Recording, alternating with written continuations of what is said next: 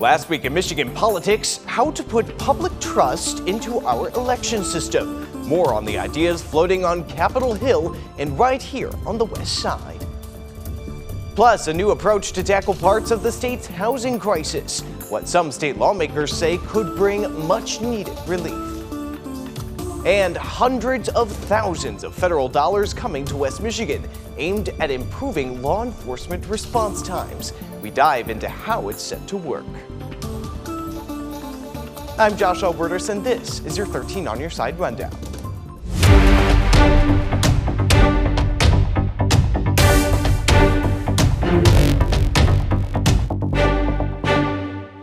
We begin with a federal investigation into multiple Michigan school districts, including one here in Kent County. The U.S. Justice Department says it wants to know whether Godfrey Lee Public Schools are adhering to federal policies in relation to the instruction of sexual orientation and gender ideology in K through 12 schools. The DOJ is questioning whether the district is in compliance of Title IX and a recent Supreme Court decision requiring an option for parents to opt out of certain types of sexual education instruction. The Trump administration announced the start of this investigation on Wednesday. The investigation also includes looking at whether the district provided parents a chance to opt out of lessons and determining whether the district limits access to what they call single-sex intimate spaces like bathrooms and locker rooms. Godfrey Lee is one of 3 districts being investigated by the Justice Department's Civil Rights Division. Michigan's state superintendent said in a statement they support the students and school districts targeted by the DOJ, and added the federal requests put a significant administrative burden on the districts. Now to a congressional visit to the largest ICE detention center in the Midwest, here in West Michigan. U.S. Representatives Hillary Scholten and Haley Stevens went inside the North Lake Processing Center on Tuesday to see the facility firsthand following the death of a detainee. After their tour, they talked about what they said they saw and what they said they heard from detainees on the inside. 13 on Your Side's Aaron Sullivan has our story from Lake County. U.S. Representatives Haley Stevens and Hillary Scholten toured the North Lake Processing Center today to ask questions about an ongoing investigation into the death of a 56-year-old detainee named Nenko Gonchev. Gonchev died in December, and ICE said it was due to natural causes. We're lawmakers.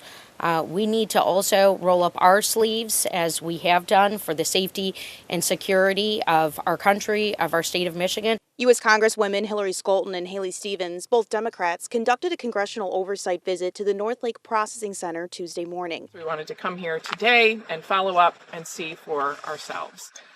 There are 1,500 individuals from across the state and the Midwest region that are held here at this facility. The vast majority of which are men, 100 or so women. In addition to touring the facility and talking with a small group of detainees, the lawmakers are also attempting to find out more about the death of 56-year-old Nenko Gonchev, a Bulgarian national who died in the Lake County Detention Center. Gonchev's family in Chicago accused the GEO Group of not providing adequate medical treatment to Gonchev, and that accusation is just one of many. In January, we sat down with the former detainee at the North Lake Processing Center, Fernando Ramirez. He told 13 on Your Side that he's witnessed guards at the detention center not providing medical treatment during emergencies. No medical came over. Lieutenants came first. And that's when I got mad. I said, what are you guys doing here?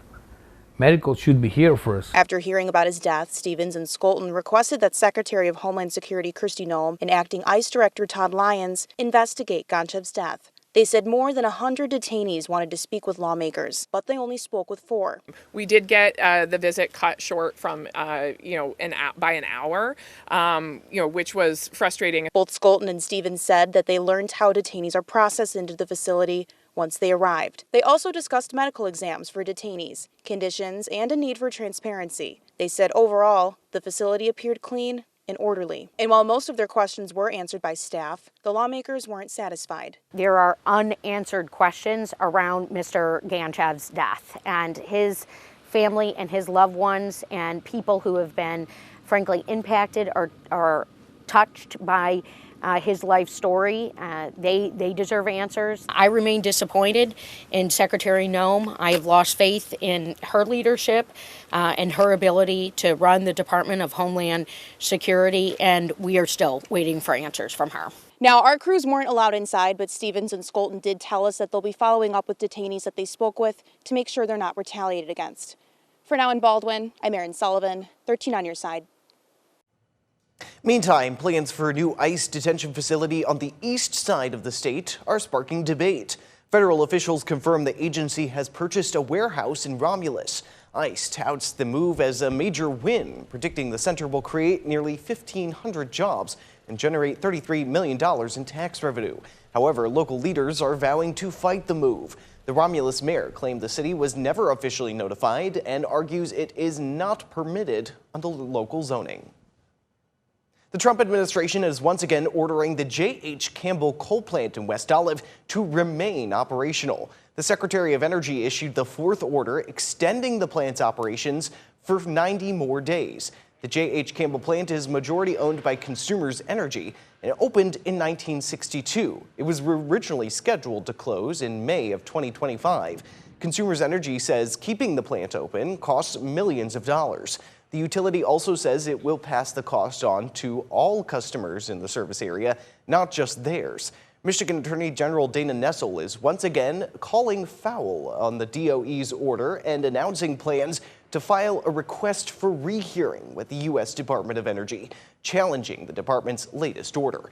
Nessel said in a statement, quote, "The Department of Energy has once again failed to show any legitimate energy emergency after almost a year of unlawfully forcing the J.H. Campbell plant to remain operational. Instead of respecting Michigan's careful planning and the rule of law, this administration is propping up an aging coal plant at a staggering and completely unnecessary cost to ratepayers. My office will continue to challenge these arbitrary orders to protect our residents from bankrolling a fabricated crisis." Nessel has challenged previous orders as well, but none of those have resulted in an injunction against the DOE's move.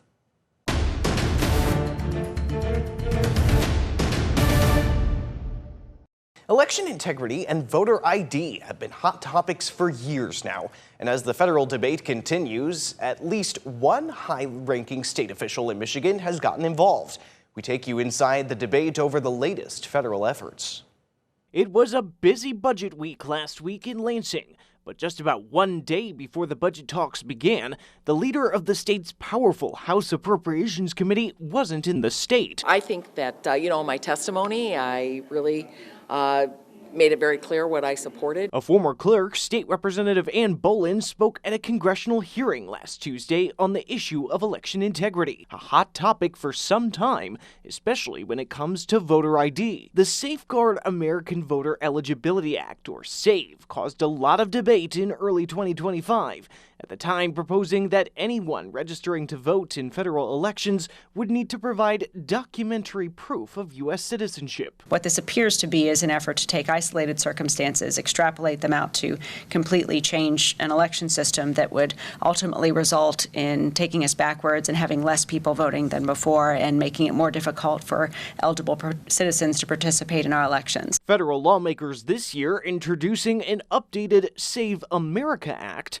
as well as the Make Elections Great Again Act, or MEGA. MEGA appears to go farther, doing things like abolishing ranked choice voting and universal vote by mail for federal elections. The MEGA Act creates baseline, common-sense standards for integrity, security, and confidence. Concerns have risen over access to resources and documents, and how those with changed names, like many married women, could be impacted by outdated documents. Both MEGA and SAVE would require states to have processes for name discrepancies, but those would require additional documentation. I found it to be very disingenuous and insulting to suggest that women who marry are not smart enough to go and change their name, and especially after the whole country's just been through Real ID. And how is voting ID currently done in Michigan? When voting, if you don't have an accepted form of ID with you at the polls, you can still vote by signing an affidavit swearing to your legal identification. Now, lying on that affidavit could carry a perjury charge and up to 5 years in prison. But some feel the state system isn't enough. More on the effort to change that is on this story on our website, 13onyourside.com. And as campaign season continues and trust in elections remains a big concern, Two groups formed by presidents of opposite parties are starting a new effort to bring transparency and trust to the process. We spoke with both the Ford Presidential Foundation and the Carter Center to find out more about that effort.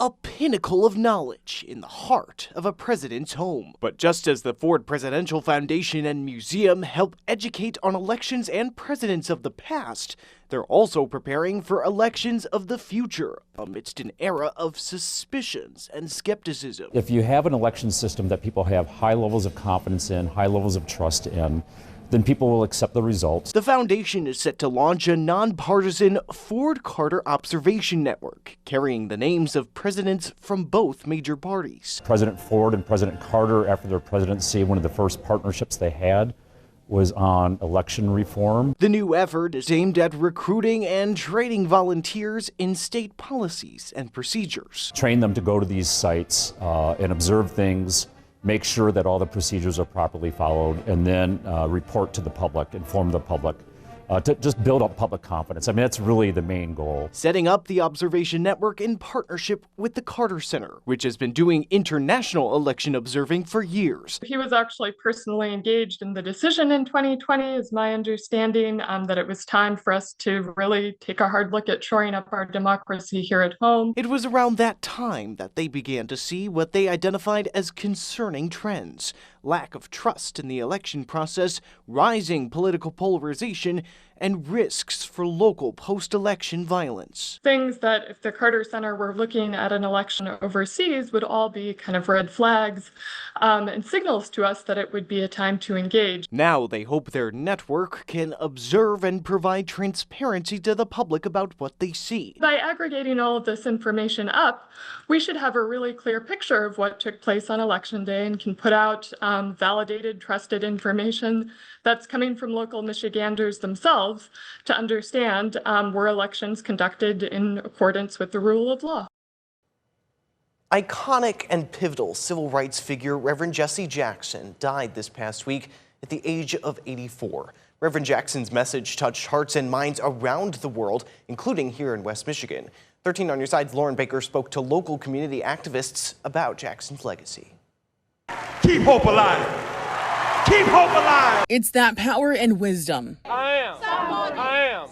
that still speaks to the hearts of community activists like John Covington. He talked like our uncles and our grandfathers and our brothers. It was Jesse. And Eddie Rucker. Every single statement that he made meant something. Yeah. It hit you deeply. Yeah. Civil rights icon Jesse Jackson died at the age of 84 on Tuesday. He spent his life fighting for civil rights by working with people like Dr. Martin Luther King Jr. and creating organizations like the Rainbow Push Coalition. And some of that work connected him with people here in West Michigan, like Bethesda Baptist Church pastor Charles Poole. Charles Poole was a childhood friend of Martin Luther King Jr. Jesse would come to the church in Muskegon, the Big Afro, and captivate us. But that wouldn't be his only time in West Michigan. In 1988, Jackson ran for president. I officially announced my candidacy. Making several stops in Grand Rapids where Rucker had a chance to meet him. I was working with people that were organizing the campaigns. Everybody around him, you could see that they were so positive and they were enlightened and inspired by him. And he was very warm. Covington also saw Jackson on the campaign trail when he made a stop at New Hope Baptist Church. I remember him being right here. I remember looking up at him thinking, wow, this man is amazing. While Jackson didn't win the presidency, Covington says Jackson paved the way for others. Somebody has to be the first. There would be no Barack Obama without Jesse Jackson. A legacy these two both hope Trailblazer. Yes, trailblazer. Will continue to live on. They're called an invisible pollution. Plastic pellets litter Lake Michigan beaches and other waters and can be toxic to people and animals. West Michigan Congresswoman Skolton is proposing a new bill to get these microplastics out of natural waterways. 13 on Your Side's Nick Delson spoke to a local water expert on how this could help protect our state. People live here because of the water. It's part of our identity, really. not only are we cleaning up the waterways, but we're improving the quality of life that's here. These tiny pellets of plastic, known as nurdles, are typically used in industrial factories, but can be toxic if released into the water. We spend a lot of time and energy cleaning up after it already gets into the waterways.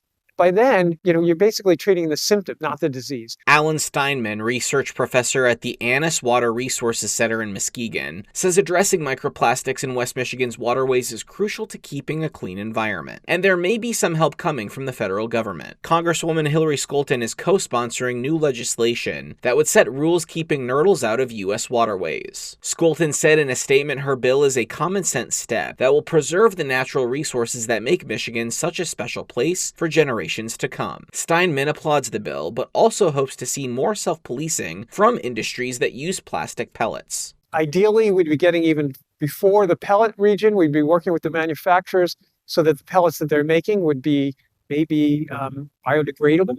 If they did get into the water, we wouldn't have that problem. It's not just lawmakers looking to address the issue. Steinman says his institute is working on installing what's known as a Great Bubble Barrier in Michigan to remove plastic from the Grand River. Oh, it's going in downtown Lansing, presumably in the fall once all the permitting is approved.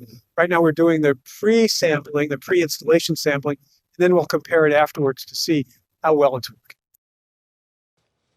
Soon, buying American could mean buying Muskegon for some of the biggest road projects in the country. A bill making its way through Congress could help breathe new life into a 200-year-old company that makes something nobody else in the country does. 13 on your side's Micah Cho explains. Roads can take you anywhere. And in Muskegon, a new one is being paved that could open up miles of opportunity.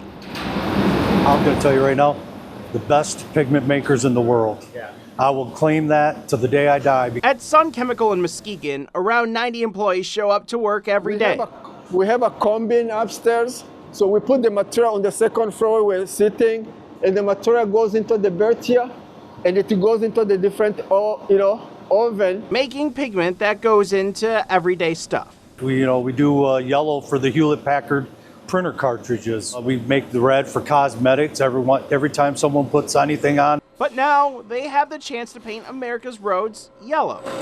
For every yellow on every road, airport, parking lot, and so forth. Sun Chemical's Muskegon plant is the only U.S. manufacturer of the yellow pigment that goes into the lines on roads and parking lots.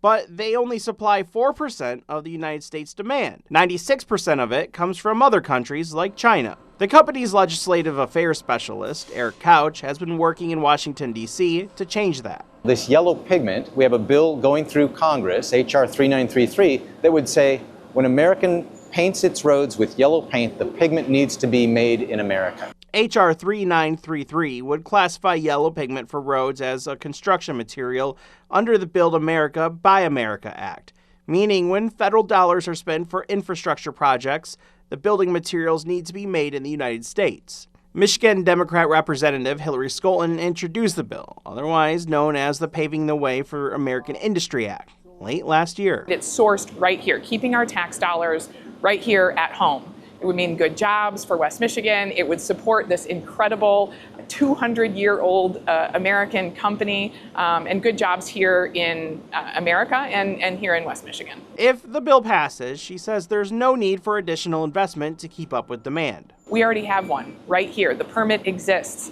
We don't have to wait years to start doing it. We can do it tomorrow. So, the answers to the questions that we're asking in Washington about how we can get more of our tax dollars here at home and invested is right here at Sun Chemical. Union President John Nichols has worked at the plant for almost 3 decades. He says at one point they had 200 employees, but as demand decreased, so did their workers. As soon as that bill becomes signed and goes into effect, they're also going to have to hire probably 20 more people to this plant. Yeah. And that, like I said, 20 more people that didn't have possibly the security that I've had for 28 years. John DeWind, who retired a day after our interview, hopes to see more Muskegon-made road paint as he travels during the new chapter of his life. When you see it on the road, you take a little pride in thinking, you know, I had something to do with that. You know, you could have been the person that was synthesizing it or the warehouse that was handling, the technician, you know, that tested the batch or whatever. But I think we all take some pride in seeing that on the road and say, you know what, that's probably ours or it could be ours. And hopefully in the future it will be ours. In Muskegon County, Micah Cho, 13 on your side. Michigan lawmakers are considering a major change in when many of the state's primary elections occur. Coming up, we look at the bills that could reshape the political campaign season in this key swing state.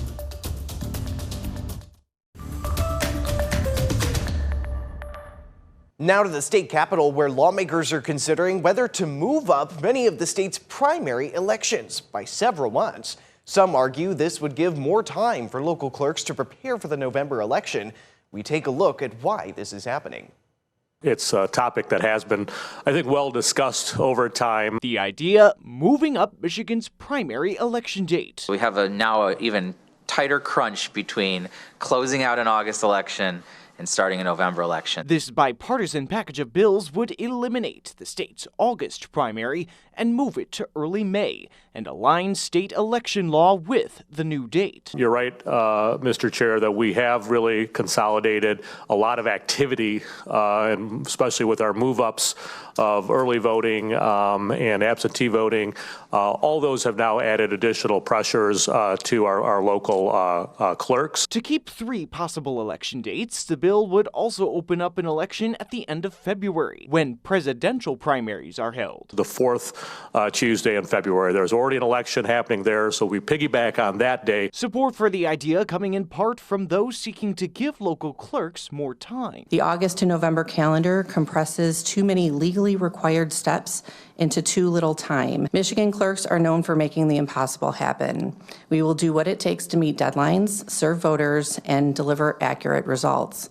But the legislature should not have to rely on miracles as an election administration strategy. Still, there were some concerns in committee last week. If we're really trying to streamline things, why would we make the clerks run a February election with a very confusing date for the public, for the voters, during the winter months and just 2 months before the May election? While the bill's sponsor argued the new date was to align with pre-existing presidential primaries, former Secretary of State turned State Senator Ruth Johnson, it appeared, remained unswayed. If you're looking for higher voter turnout statistically, May is going to bring out more than February, especially in a colder climate like we have and with the weather we have. So if we really want to get voter participation, why would we need February?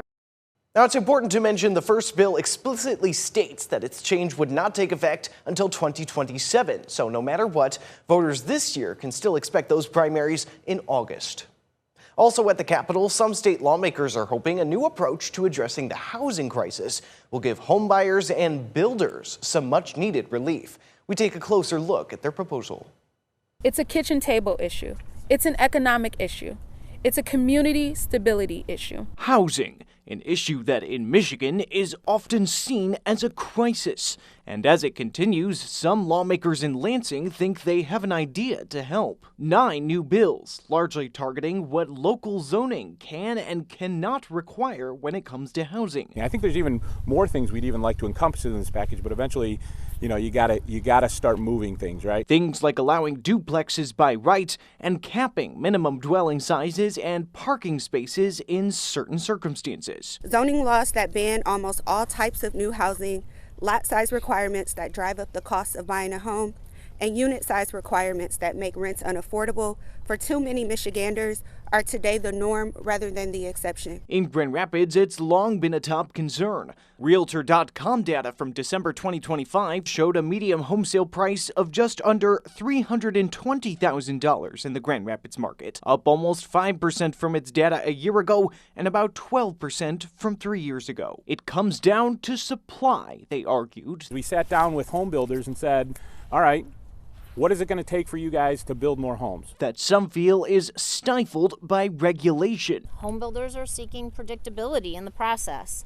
From streamlining the process to setting lot sizes and defining the size of accessory dwelling units, This bipartisan, bicameral legislative package works to resolve some of the regulatory burdens and costs associated with home building. But as many ideas have been floated before, prices have continued to rise. Still, what they branded as a focus on regulatory roots of the housing shortage is one they feel will bring relief. A lot of the legislation has been focused on how can us as the state or a local level pay to get out of the housing crisis. That will not get us there, but what will get us out of this housing crisis is making housing of all different types available and no longer illegal to build. Michigan's battle to reclaim taxpayer dollars from a stalled battery plant in Mecosta County is escalating. Battery maker Goshen Inc. is officially rejecting demands from Attorney General Dana Nessel to repay nearly $24 million in state grants. The company says the money was already spent to buy farmland near Big Rapids, and they are now offering to give the state the deed to that land instead of the cash. Goshen blames local opposition for killing the project, while the state argues the company defaulted by abandoning the site. As of earlier this week, Nessel had not yet said if the state will accept the land as payment. Voters in one West Michigan village are expected to soon decide whether to disincorporate it. After the break, more on the push behind that question and what led to it. There's a proposal on the May 5th ballot to dissolve the village of Sand Lake. Over the past few months, there's been controversy over Sand Lake's fire department. And 13 on your side's Micah Cho talked to the woman who started the ballot proposal petition. Yeah, you are. You haven't had a conversation with us in 6 months. Since mid-December, controversy has surrounded the village of Sand Lake and their decision to end fire service for Ensley, Nelson, and Pearson townships. That's just one of the reasons Sand Lake resident Samantha Gore started a petition to disincorporate the village. If we do disincorporate, with Nelson Township being in charge, I feel like we'll have a very financially solid township running the previous village. The language on the petition that circulated Sand Lake reads, "Shall the village of Sand Lake be disincorporated, thereby vacating its incorporation and causing all village territory to revert to and become part of Nelson Township as provided by law." The proposal, which can be seen on the Kent County Clerk's website, will appear on the May 5th ballot. I had one guy who said, I want to keep it a village and that's my vote. And I told him, that is okay. And that's the right that we all should. We should have a chance to vote, and we should have a chance to vote on this. And that's exactly what the petitions are doing for us. While the issue is already on the ballot, it's not clear whether everyone in Nelson Township can vote for it,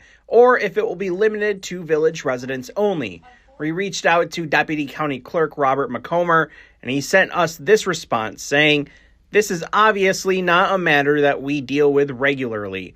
Therefore, we've engaged legal counsel for a review of both the election law and the statutes related to villages in Michigan to ensure that the question is posed to the correct voters." Village President Molly Dorr and Nelson Township Clerk Andrea Carr told 13 on your side they were working with their legal departments on that question. And there was a lot of drama and some progress at the Sand Lake Village Council meeting this week. The issue, Sand Lake is canceling its fire services contract with 3 other townships because of the expense. Sand Lake voted to extend the existing contract to just one of those 3 townships. 13 on your side was at Resurrection Lutheran Church in Sand Lake, where the meeting was moved to accommodate the crowd. What the Sand Lake Village Council agreed to, with help from legal counsel, was to provide 6 months extended coverage to Nelson Township if they can have further discussions about setting up what's known as a fire authority. Now, that could potentially include the other 2 townships as well. However, as you'll see here, that wasn't well received by some Sand Lake firefighters in attendance. I'm certainly not running in. Yeah, you are. You haven't had a conversation with us in 6 months. That's not true, Eric. Yes, it is true. That's all but in town zone. No. Opponents of this move pointed to the fact that many firefighters signed a letter previously stating an intention to resign if the village of Sand Lake contracted with another fire department. The resolution the council agreed to was a counter to a term sheet that Nelson Township presented to the village that would put the ownership of the fire department in Nelson Township's hands. It offers the option for fire authority with partial ownership among all of the communities involved. Village President Molly Dorr said she hopes for honest negotiation with Nelson Township. We took 2 years to try to figure out a resolution to this, and they didn't agree to anything. They also were never on the same page when it comes to a fire authority until we ended the contracts. Dorr did say there is no deadline for Nelson to respond to the fire authority proposal. However, Sand Lake's fire services contract with the other 3 townships expires on March 31st. Dorr also said the resolution is written in a way that Ensley and Pearson townships could be included in that fire authority and negotiations if they choose. A new ordinance is officially in effect in the city of Grand Rapids, banning the use of megaphones, speakers, and other amplified sound within 100 feet of any healthcare facility. The rule comes after months of complaints regarding loud protests outside the Planned Parenthood on Cherry Street.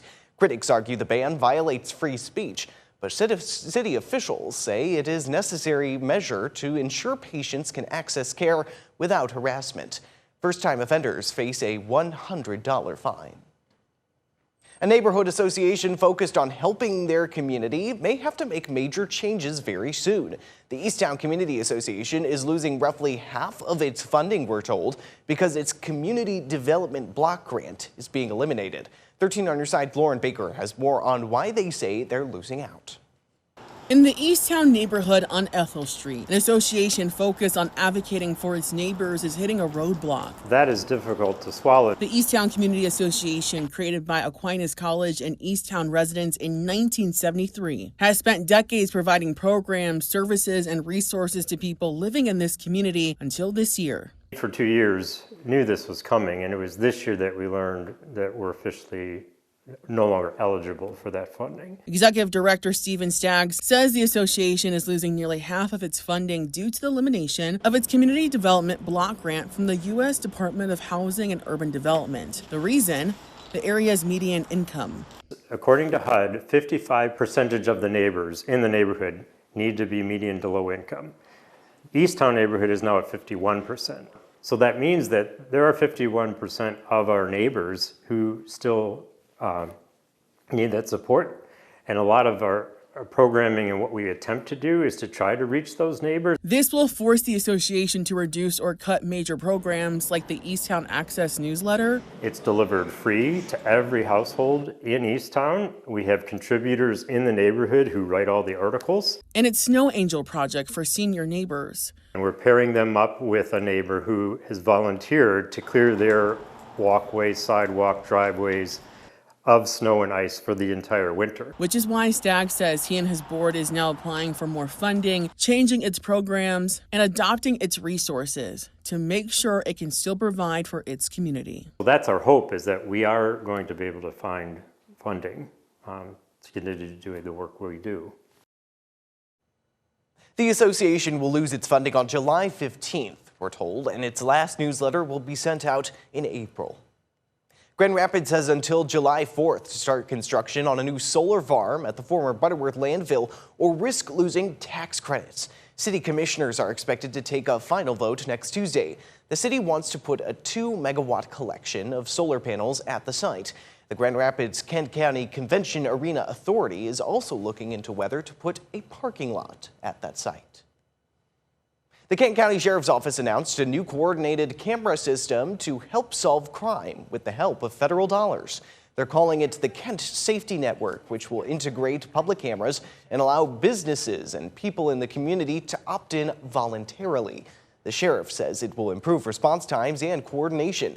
$750,000 from a federal grant will help cover the cost. We are not just talking about cameras. We are building a secure platform that enables local law enforcement agencies across Kent County to communicate in real time, securely share information, catalog and track tips, identify crime trends, and connect data from across systems that were previously separated. The camera network is expected to go online in the next few months. The sheriff says federal agencies would not have direct access to the camera system, and voluntary participants would be able to turn their cameras off whenever they would like. Helping more families prioritize safe sleep for their babies. That's the goal of a recent expansion of the publicly funded Infant Safe Sleep Pack and Play program in Calhoun County. Previously, families had to meet certain criteria to qualify to receive a free pack and play. While that's still the case, the qualifications have been loosened a bit to include more families and protect more children. Program coordinator Andrea Morrison says the program started more than 10 years ago in an effort to address infant deaths due to unsafe sleep spaces. Previously, families had to rely on WIC or Medicaid in order to qualify to get the free pack and play. Now it's expanded to include those in the ALICE category. That stands for Asset Limited, Income Constrained, Employed. When we have a sleep space that has just the baby, instead of having any blankets or pillows, they're wearing like a sleep sack, a fitted sheet. We're taking out all those suffocation hazards, and we're reducing the instances that could potentially cause, again, suffocation, strangulation, or SIDS. These are the new requirements for the program. You have to live in Calhoun County. You don't have a safe sleep space for your baby. You've never received a pack and play through the program. You are a parent in your third trimester or have a baby up to 6 months old. And if you're a family of 4, you make less than $74,500 a year, or as an individual, less than $29,000. If you don't live in Calhoun County, you can hop on the Michigan Department of Health and Human Services website, where there is a safe sleep resources map you can use to find what help is available where you live. The city of South Haven plans to have 10 lifeguards this summer on its Lake Michigan beaches for the first time in 25 years. The city council approved the purchase of new equipment for the lifeguards, but beach safety advocates say the clock is ticking to get those lifeguards hired. 13 on your side's Nick Nelson has details of the plan and reaction.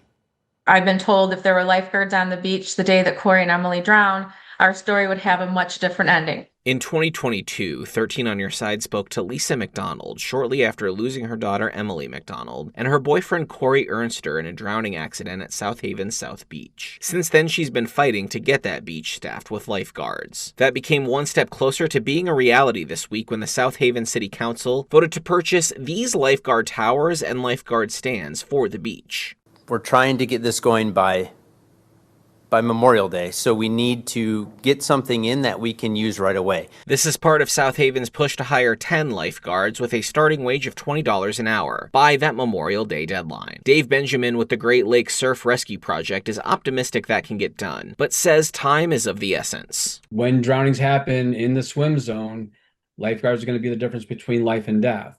And it really should, be an expectation for visitors when this is the blue economy in the state of Michigan that they should have the top protection to keep them safe. McDonald agrees, and while still grieving the loss of Emily and Corey, hopes this won't happen to anyone else. I know nothing that I'll do will bring back Corey and Emily, but their deaths can't be for nothing. I don't want any other family to go through that. I'm not delusional. I can't save the world. But if I can save one family from not getting that call that their child has drowned or a loved one in their family, this is making it worth it. Now, the towers are costing the city more than $65,000, and the stands are being purchased for just over $20,000. A seasonal job fair where the lifeguard positions will be showcased was set in South Haven on February 28th. Grand Rapids students studying hospitality heard this week from a certain professional chef who once fed the most powerful post in politics. The message President Barack Obama's executive chef has for them. That's next. In an interesting last story before we go, students at Grand Rapids Public Schools got to meet President Barack Obama's executive chef this week. Chef Cliff Rome discussed his career and how important it is to educate the next generation of hospitality industry workers at Ottawa Hills High School.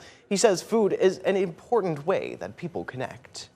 It is such a fellowship, an easy thing to start to talk about. And once you have folks at the table talking, the door opens, people are more vulnerable to talk about things that they just didn't want to, maybe bring mention to before. One student we spoke with says Chef Rome's story inspired them because he overcame poverty and other challenges to lead a successful life. And that's the rundown for your week in Michigan politics. Be sure to keep up with all the top political stories of the day, both on air and online, at 13onyourside.com.